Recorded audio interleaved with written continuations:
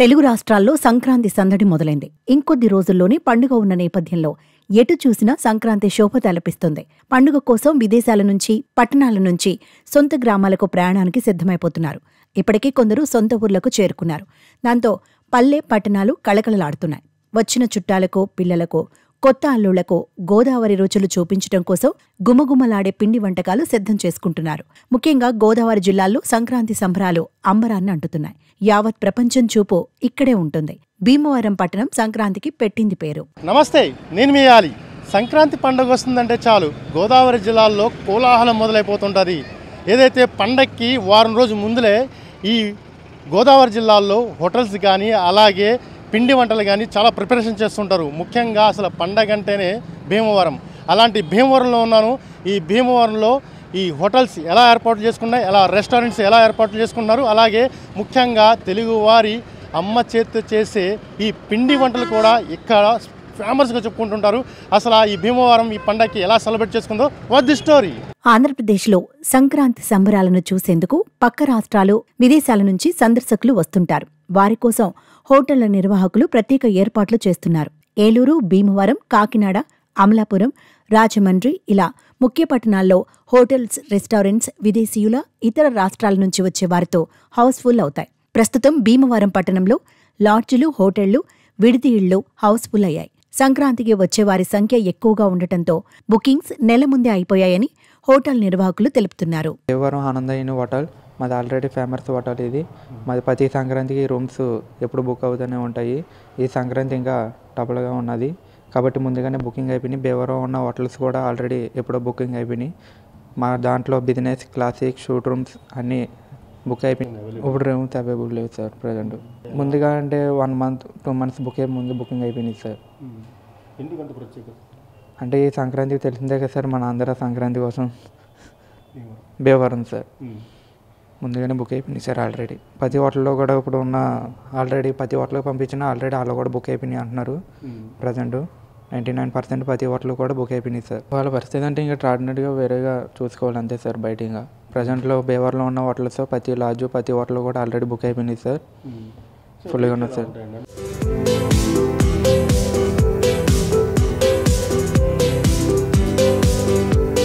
భీమవరంలో ఎక్కడ చూసినా సరే హోటల్స్ అన్నీ బుక్ అయిపోయాయి.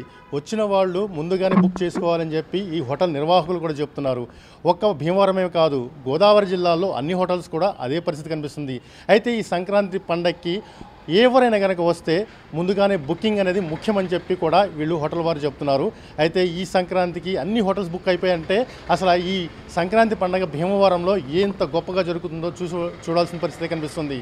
మరి మరోపక్క పిండి వంటకాల కనుక సంగతి చూసుకున్నట్టు కనుక ఎలా ఉంటుందో చూద్దాం. సంక్రాంతి పండుగకు వచ్చే అతిథుల కోసం చాలా ఇళ్లలో పిండి వంటలు చేస్తారు. కానీ కొందరు మాత్రం రెడీమేడ్ పిండి వంటలపై ఆధారపడుతున్నారు. కొన్నాళ్లుగా ఈ తరహా వంటకాలకు ఆర్డర్స్ విపరీతంగా పెరుగుతున్నాయి. ఈ క్రమంలోనే పిండి వంటకాలను తయారు చేసి సంక్రాంతి వేళ విక్రయించేందుకు కొన్ని కేంద్రాలు ఏర్పాటయ్యాయి. ఇంకా భీమవరంలో ఎక్కడ చూసినా సందడి మొదలయ్యింది. ఇంకా స్పిట్ కార్ఖానాలు అయితే కూడా ఆర్డర్లతో ఫుల్ బిజీగా ఉన్నారు. ఎక్కడ చూసినా సరే ఏదైతే ఆర్డర్లు స్పీడ్స్ ఏదైతున్నాయో అది చేయడం కోసం నిమగ్నం అయిపోయి ఉన్నారు. ముందుగానే ఈ పిండి వంటలు కనుక ఆర్డర్ ఇవ్వాలంటే కనుక నెల ముందే ఇవ్వాలని చెప్పి కూడా వీళ్ళు ఏదైతే నిర్వాహకులు ఉన్నారో వాళ్ళు చెప్తున్నారు. ప్రత్యేకించి ఏదైతే పాతకాలం పద్ధతి వంటలు ఏదైతున్నాయో ఆ వంటలకి ప్రాధాన్యత ఇస్తున్నారు. ఎందుకంటే మరి ఈ గోదావరి జిల్లాలో స్వీట్లు కూడా అంత అద్భుతంగా, అంత క్వాలిటీతో తయారు చేస్తూ ఉంటారు. అందుకనే ఈ భీమవరం వంటలకి అంత డిమాండ్ కూడా ఏర్పడుతుంది. సంక్రాంతి వేళ పిండి వంటల తయారీ కేంద్రాలు రద్దీగా మారిపోయాయి. సకినాలు, అరిసెలు, చేగోడీలు, మురుకులు, గవ్వలు, లడ్డూలు, గరిజలు ఇలాంటి పిండి వంటలకు గిరాకీ పెరిగింది. దీనికి అనుగుణంగా గ్రామాల్లో కొంతమంది మహిళలు కలిసి పిండి వంటలు తయారు చేస్తూ ఉపాధి పొందుతున్నారు.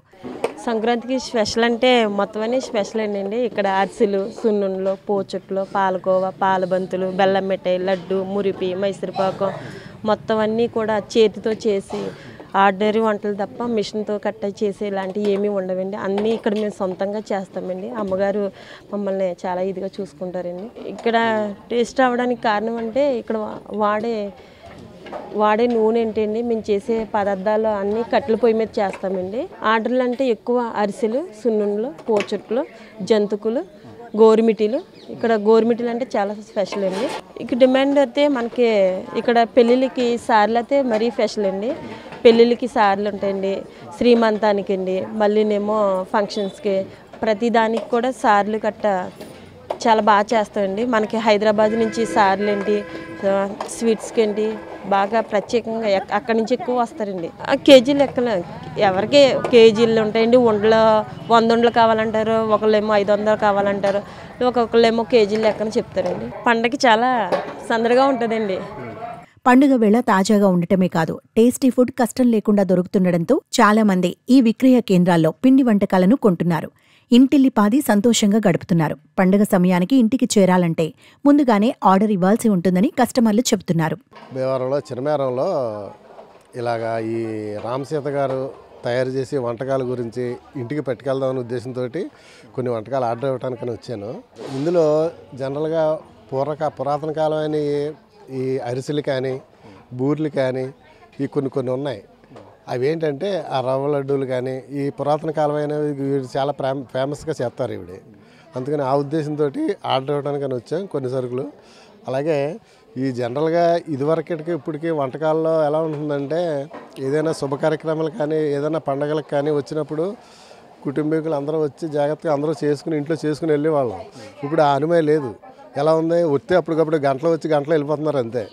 ఈ కార్యక్రమాలన్నీ చేయాలంటే ఎలా ఉంటుందంటే బయట మీద ఆధారపడవలసి వస్తుంది.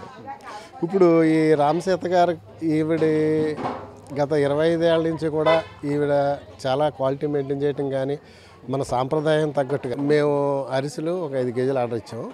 తర్వాత బూర్లు 200 ఇచ్చాం.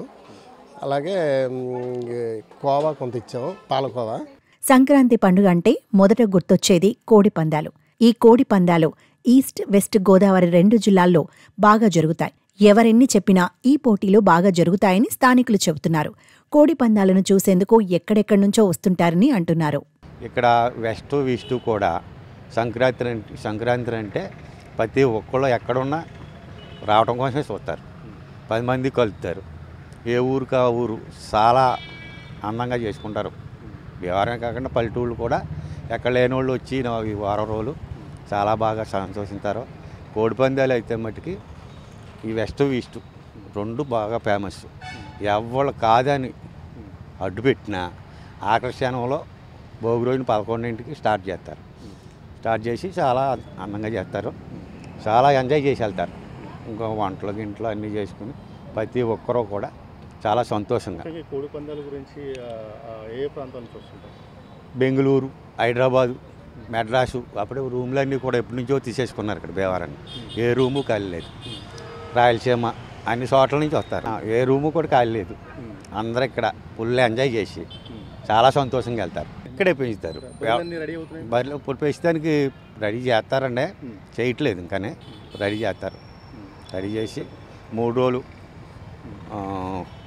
శేషలై, ఐబీవారం, పెదమేరం, ఇక్కడ కోవాడ అన్నవారం అన్ని చోట్ల కూడా రెడీ అయ్యి శుభ్రంగా చేసుకుంటారు. ఆంక్షలు పెట్టినా కంచేపు ఆ భోగినాడు 10 వరకు ఆగమంటారు. 11ంటికి ఎవరో పైనుంచి ఆర్డర్ వచ్చేస్తుంది. ఎవరి పనులు చేస్తారో శుభ్రంగా ఎంజాయ్ చేస్తారు. కోడి పందాలను అడ్డుకోవాలంటూ న్యాయస్థానాలు స్పష్టమైన తీర్పులిచ్చాయి. కానీ ఆదేశాలను పెద్దగా ఎవరూ పట్టించుకోరు. దీంతో ఈ ఏడాది సైతం పెద్ద ఎత్తున కోడి పందాలు నిర్వహించేందుకు అన్ని ఏర్పాట్లు సాగుతున్నాయి. గతంలో కంటే ఈసారి కోడి పందాల జోరు మరింత ఉండేలా ఏర్పాట్లు చేస్తున్నట్లు తెలుస్తోంది. పండుగ 3 రోజుల్లో 2 జిల్లాల్లో 200 కోట్ల మేర బెట్టింగ్లు జరుగుతుందని అంచనా. ఇంకా గోదావరి జిల్లాలో ముఖ్యంగా ఈ సంక్రాంతి పండుగ అనగానే ప్రధానంగా కోడి పందాలపై దృష్టి సాధిస్తుంటారు.